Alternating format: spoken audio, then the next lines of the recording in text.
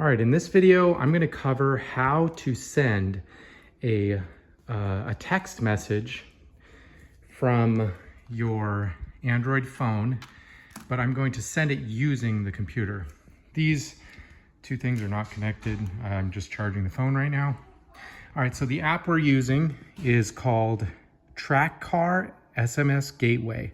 So go into the Google Play Store and download that app. Once you have that downloaded, you're gonna come up here to the settings section and then click the gateway configuration. And this is gonna give you a few pieces of information. What you're looking at is the token and also the second endpoint. This second endpoint is for your local network. So the phone and the computer need to be on the same Wi-Fi network, the same local network. And the reason is because the computer is going to send, it's going to access that, the API endpoint of the phone, because this is essentially a server now, since you have this app installed. So it's going to make a post request to the phone, and it's going to include a little bit of information that tells the phone to send the text message. So let's take a look at what that API request looks like. So if you install the REST API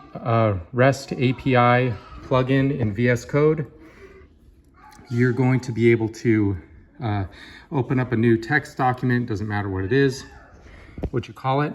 We're making a post request to the IP address and port number of the phone, the device, /API/send. The content type is going to be an application /JSON. And then the authorization, which actually these are on two different lines. They should be on one line. Hang on. Oh, I guess it can't fit it. That's fine.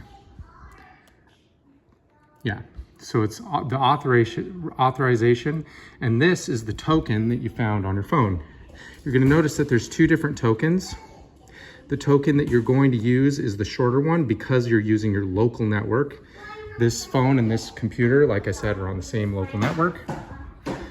And then your JSON is going to have a 2, which is going to be the 10-digit, or I guess the 11-digit phone number of the one that you're trying to send the message to, and then you're going to write in the message.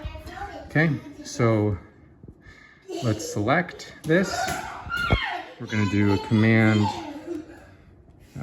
hang on, open up our command palette, Command-Shift-P, and then we're going to use that plugin, like I said, the REST API plugin in VS Code. We're going to press enter. And then you're going to get a message that says this, and this phone number here is the same one. And so if we open up our messages here, you're going to see that we did send that text message, and we sent it from the computer, which is really, really cool.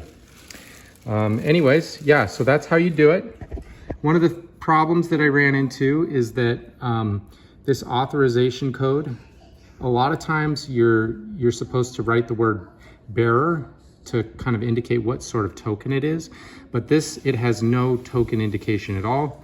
It's just the word authorization, colon, and then your token. So that kind of tripped me up a little bit because I'm used to writing the word bearer in there, but you don't have to with this Traccar SMS gateway. So essentially what we did is that we did a post request to the phone. The phone sent a text message, and like I said, both the phone and the laptop are on the same network. And yeah, that's it.